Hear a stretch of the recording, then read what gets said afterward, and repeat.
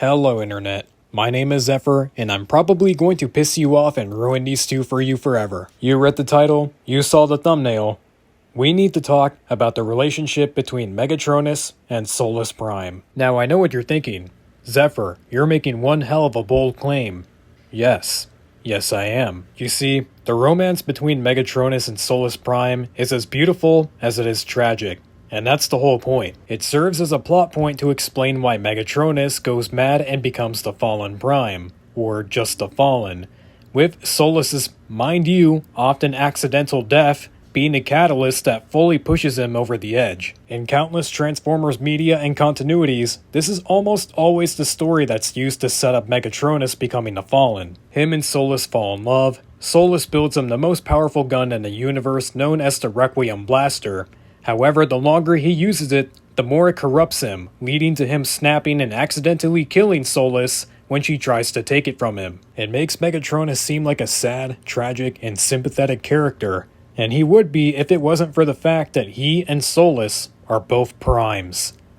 The 13 primes in pretty much every Transformers continuity are always depicted as the first Transformers. They're basically the Transformers equivalent of ancient Greek or Roman gods and deities, being ultra powerful and alive since the very beginning of the planet, having all the other Transformers modeled after them when being created. And that's the problem. Because the Primes are the first Transformers all created by Primus himself, which is literally Transformers stand-in for God, that would make all of the 13 Primes brothers and sister. Something I don't think any of the writers thought about when writing Megatronus and Solus's love story. So is someone at Hasbro secretly championing the I word that YouTube doesn't want me to say? Well, no, I don't think so. I believe that part of it has to do with the differences in continuities and how they portray the primes. For the most part, it's the same. However, it's those that specifically mention that the primes are all brothers of each other that this all stems from. But just because they claim to be brothers doesn't mean that they are actually siblings. For example, best friends who are really close refer to each other as brothers and sisters all the time.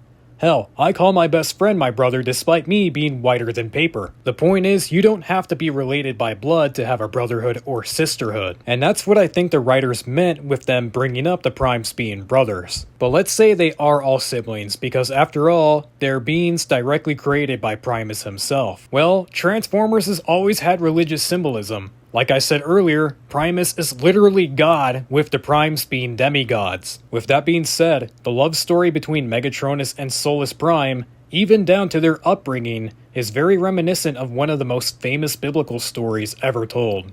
The story of Adam and Eve. They're both amongst the very first Transformers ever created directly from their god. They fall in love, but one gives the other the very thing that'll doom them both. You see, each of the primes take inspiration from legends and gods, with Solus closely matching Eve by creating the very weapon that will cause all of the primes to fall, and Megatronus being depicted as a Lucifer-type character, starting out with good intentions but slowly being corrupted and driven mad, leading to him becoming the Fallen. This seems a little far-fetched for Transformers though, doesn't it?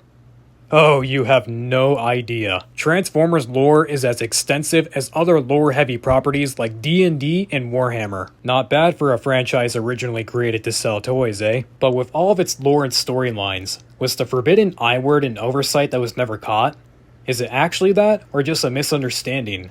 Is it actually intentional? And is someone at Hasbro secretly cooked in the head? Find out in the next episode of Dragon Ball Z. The easy answer is to say it's however you choose to interpret it. But that doesn't work. That invites idiots like me to look too deeply into it and find meaning where there is none, and make an entire video on it. And I really doubt that Hasbro would have allowed something that's potentially controversial like Wincest to even be alluded to in their franchise. So no, I don't think Megatronus and Solus Prime's relationship is meant to depict the hub's favorite genre. But being brutally honest, it's not like that would have stopped the shippers and Rule 34 artists anyway.